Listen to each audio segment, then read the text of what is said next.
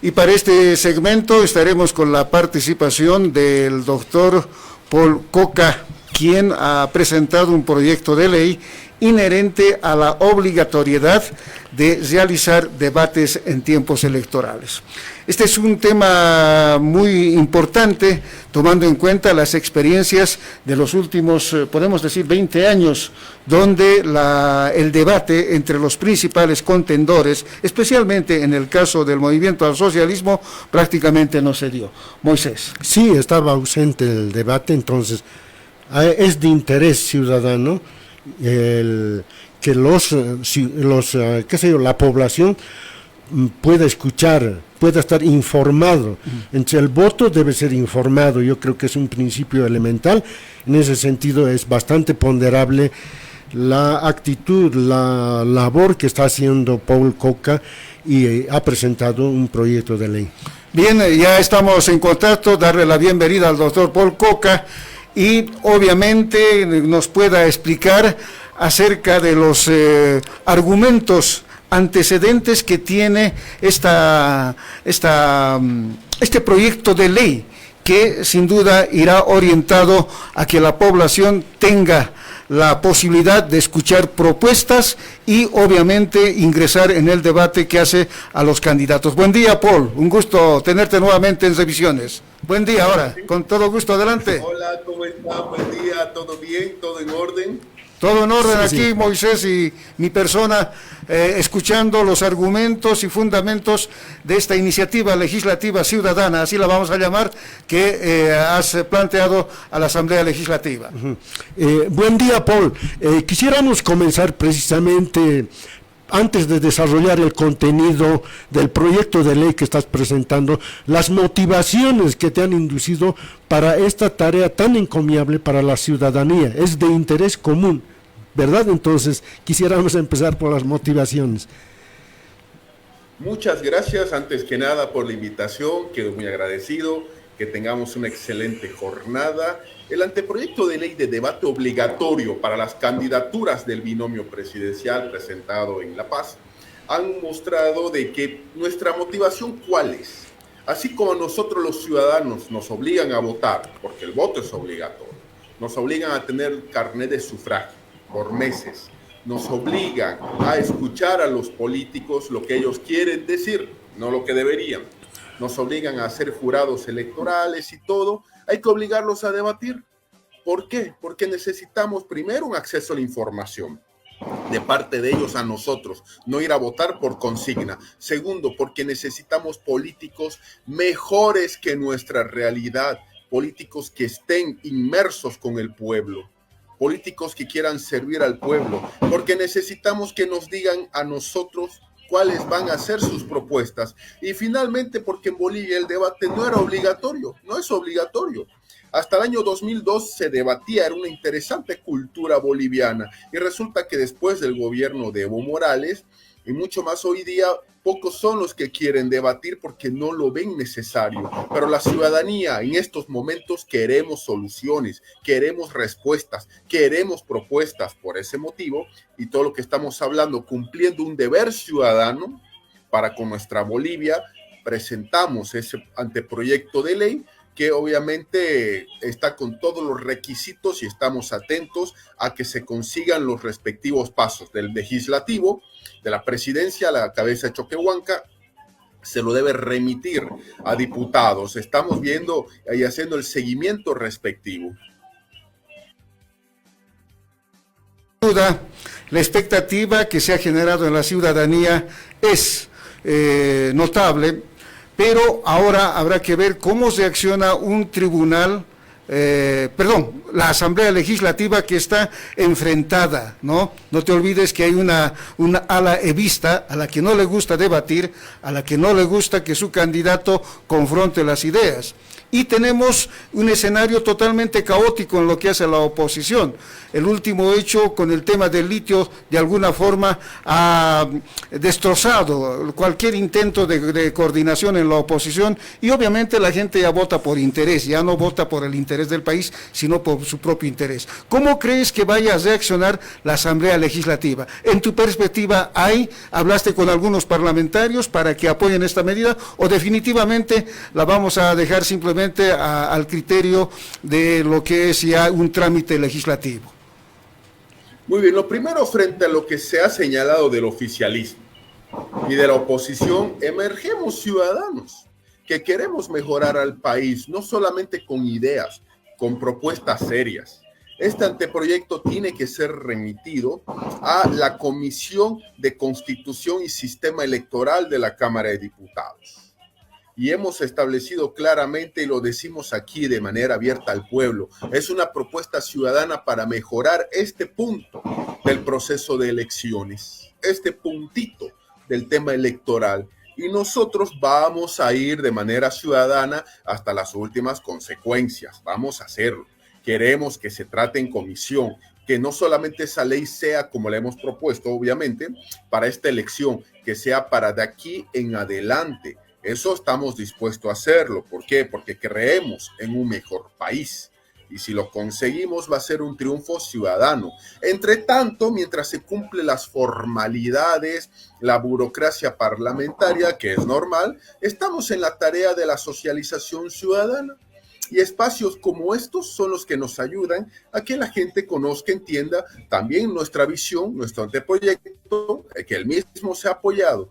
En este momento con ningún legislador se ha hablado, pero en su debido momento estamos haciendo el seguimiento, estamos yendo bastante a la Asamblea Legislativa, especialmente a sus oficinas.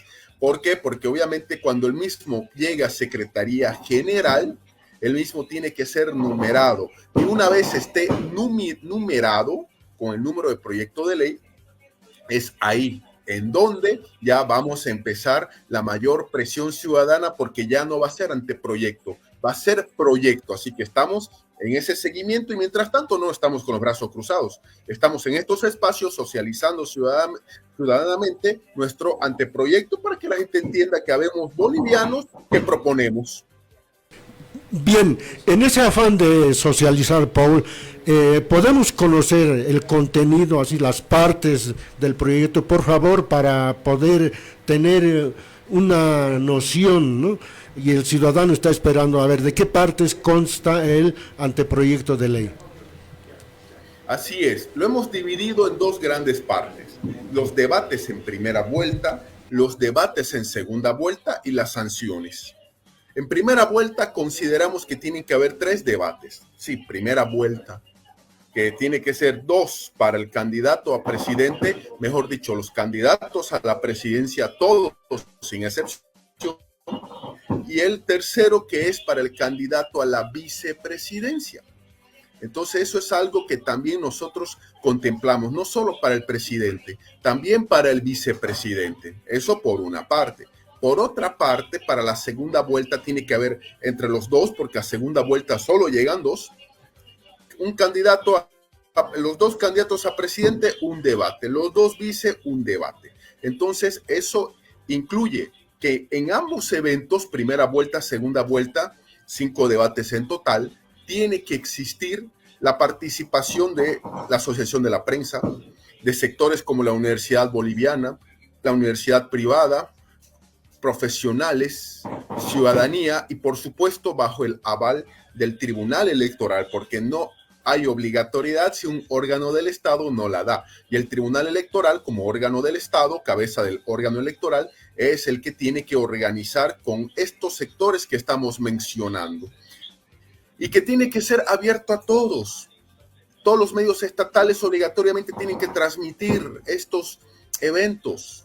Los medios privados tienen el derecho de, por ejemplo, establecer la figura de, como se dice comúnmente, transmitir o retransmitir sin que el Estado les cobre un peso. No va a haber un incremento económico, no va a haber esa figura de gasto para el Estado en mi propuesta. Eso es una parte. La otra parte es un régimen de sanciones. Las sanciones tienen que ser claras. Al que no quiere debatir la primera vez, se le quita la publicidad estatal. Sencillo y simple. En la primera vuelta. En la segunda, la segunda ausencia, perfecto, 20 salarios mínimos de multa y todos los antecedentes a la Contraloría para que la Contraloría haga las acciones. Tercera vez que no quieres debatir, perfecto, se te quita la participación, se te retira el proceso eleccionario. No solamente a la candidatura a presidente o a vice, a toda la organización política. ¿No quieres participar de la democracia? Pues se te excluye. Y si la papeleta estuviera impresa, votos nulos se tienen que declarar los que quieran votar por un candidato inhabilitado. Entonces, esa es a nivel general y líneas generales la propuesta que hemos presentado al país. Por ahora entendemos que esta iniciativa está muy bien. ¿Sobre qué experiencias de otros países has basado? O sea, haciendo una legislación comparada, ¿qué elementos tomamos para que esto pueda suceder también de manera positiva en nuestro país?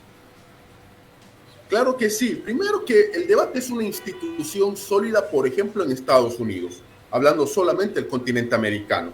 En Estados Unidos es una institución que inclusive define quiénes son los ganadores. En la Argentina también es una seria institución fuerte el tema de los debates para la presidencia. Y en Bolivia la idea, ¿cuál es? Hacer que sea una institución que la gente entienda que los políticos tienen que debatir, que se pueda hacer propuestas serias sin que el Estado tenga que dar un peso adicional para los debates. Entonces, y que también los políticos entiendan que si quieres estar en política, tienes que debatir con los demás candidatos. Así de simple y sencillo, no hay dónde perderse. Y no vas a debatir cosas sin sentido, porque tiene que haber moderadores, lo cual nosotros también estamos proponiendo, obviamente. Y ese equipo de moderadores, ciudadanos, de sectores de la prensa y otros, tienen que también hacer preguntas a los políticos sobre los temas que son de interés. En este momento todos queremos ver el tema de la economía, por ejemplo, el tema económico, el tema qué va a pasar con los dólares, es decir, no solamente de esos temas, de todos los temas, porque este país necesita que los políticos, además de buscar nuestro voto, nos digan qué y cómo van a solucionar la crisis que se tiene. Bien, este hecho va a marcar precisamente una diferencia entre lo que ha sido las elecciones pasadas con el gobierno del MAS y las nuevas elecciones, porque permite cualificar la participación de los candidatos. No cualquiera se puede aventurar a ser candidato, requiere munirse de una serie de instrumentos, conocimientos, que va a ser importante, y eso, claro, es una tarea ponderable de su persona, ¿no? Entonces, en ese entendido, durante el periodo del MAS había una especie de frase que el candidato, por ejemplo, Evo Morales, debate con el pueblo, no debate, digamos, con los adversarios, pero paralelamente su vicepresidente decía, vengan, yo me puedo enfrentar, digamos, a 3 o 4 candidatos, yo solo decía, ¿no es cierto? Entonces, aquí, según lo que has ido explicando, se permite también una obligatoriedad a los vicepresidentes, ¿verdad? Los vicepresidentes también tienen que debatir, ¿no? Entonces, me parece, digamos, aspectos importantes que destacar. Y aparte de eso, ¿no? Lo que quisiera de tu parte una especie de percepción, ¿cuáles son los temas fundamentales que deberían entrar en debate para estas elecciones? Antes que nada, agradecer este espacio porque nos permite no solamente dar nuestras ideas, dar a conocer a la población de que ya vemos bolivianos que amamos nuestro país y que además de las ideas u opiniones, estamos en esa lucha para materializar estas ideas. ¿Qué temas se tienen que debatir este año en elecciones? Primero, indudablemente el tema económico. Eso es algo evidente. Dentro del tema económico, ¿qué van a hacer los políticos por el tema de dólares, la subida de los precios de la canasta familiar, el tema de los carburantes, el tema de que no hay trabajo? Es decir, es amplio el tema económico, pero ¿qué van a hacer los políticos? ¿Está o no vigente el modelo económico del MAS? ¿Sirve o no sirve? ¿Y qué van a hacer al respecto? ¿Qué van a proponer frente a eso? Eso como primer punto. Segundo punto, el tema jurídico. Reforma judicial, ¿qué? ¿Cómo? ¿Qué hacemos con los autoprorrogados? ¿Qué hacemos con el legislativo? ¿Cómo lo hacemos trabajar? Otro tema, el tema social ambiental. ¿Qué hacemos con el litio? ¿Qué hacemos con los bosques amazónicos quemados y destrozados? Son algunos de los puntos que nosotros estamos proponiendo y que, según mi criterio, es lo más importante. Importante, Paul, evidentemente la economía es determinante. ¿Sirve o no sirve? Esa es la clave, ¿no? El modelo económico, social, comunitario, pues, ¿sirvió o no sirvió? Lo jurídico, ni qué decir. Estamos prácticamente en una crisis tremenda de lo que es el sistema judicial. Sin embargo, en este ámbito, ¿quién puede garantizar que se toquen estos temas? Porque no te olvides que cuando se conforma un panel de entrevistadores, muchas veces las ideas la van acomodando a la coyuntura y muchas veces los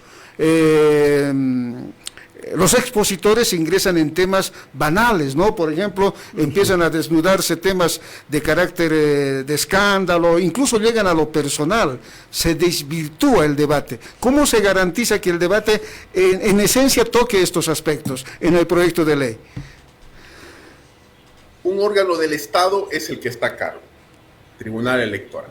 Y hay sectores de la sociedad civil, como por ejemplo los periodistas, la Asociación de la Prensa, universidades públicas, privadas, profesionales. Es decir, ellos son aspectos que, por supuesto, nos traen a nosotros consigo de que se tiene que hacer reuniones también. Esas reuniones de organización y de coordinación que están previstas en la normativa incluye una organización interna, dar a conocer los tópicos del debate a los propios partidos políticos y luego se le indica el lugar y hora del debate. Lugar, hora donde sea el punto físico del territorio nacional, los candidatos tendrán que ir con sus propios recursos. Esto ya está previsto y lo estamos aquí simplificando, porque en este momento nosotros necesitamos exactamente eso, un debate, no sobre la vida personal de los políticos, no, ¿qué vas a solucionar del país? ¿Cómo lo vas a hacer? ¿En cuánto tiempo? ¿Cuántos días, meses, año? ¿Te alcanza o no un periodo de 5 años que es en Bolivia? Eso, por supuesto, un equipo de profesionales de estos sectores tiene que establecerlo.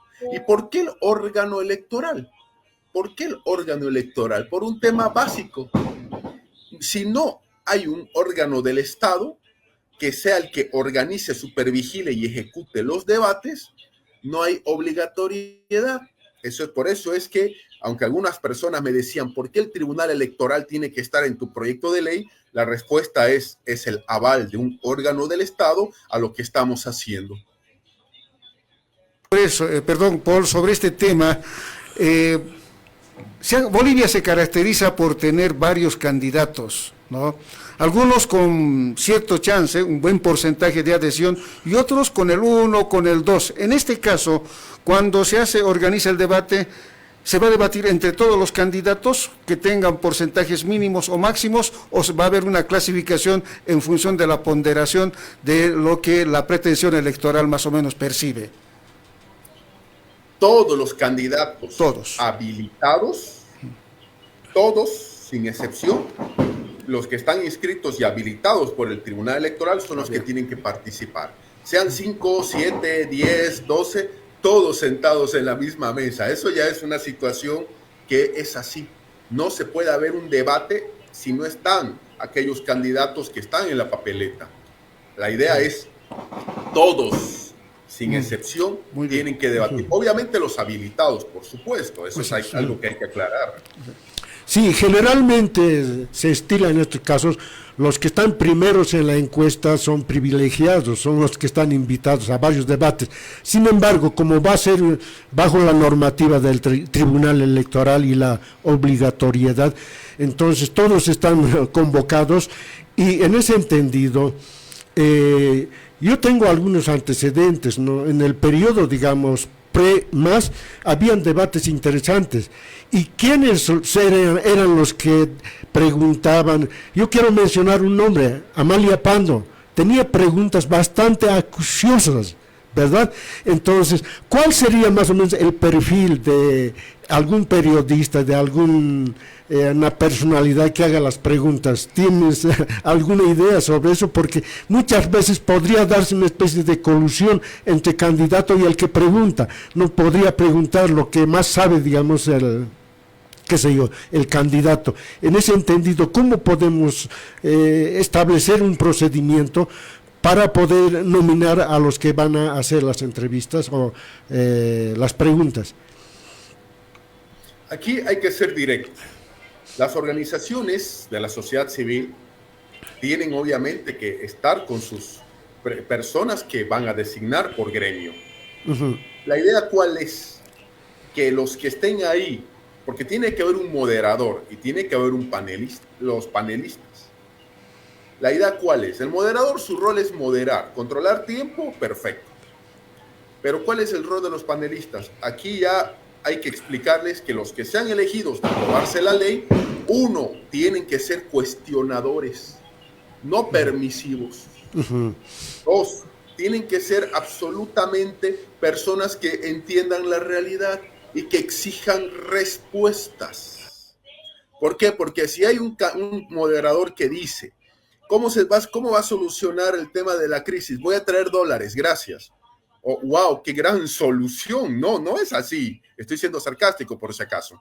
No, no es así. Hay que preguntar y el sacar en función a la realidad del pueblo qué es lo que se tiene que hacer. Cuestionadores en todo sentido. Ya no estamos en una época para halagar a los políticos. Ellos son los que tienen que darnos soluciones y los moderadores tienen que estar del lado del pueblo porque ellos son pueblo. Esa es la respuesta que doy. Uh-huh. Bien, para finalizar, Paul, el objetivo obviamente es tener un voto, una participación, un voto informado. El votante tiene que estar bastante informado y precisamente los debates van a proporcionarle ese insumo, ¿no es cierto? Entonces, en ese entendido, ¿prevés que va a haber una aprobación de tu proyecto de ley o se postergará? ¿Cómo ves ese tema, ¿no?, en el Parlamento que tenemos?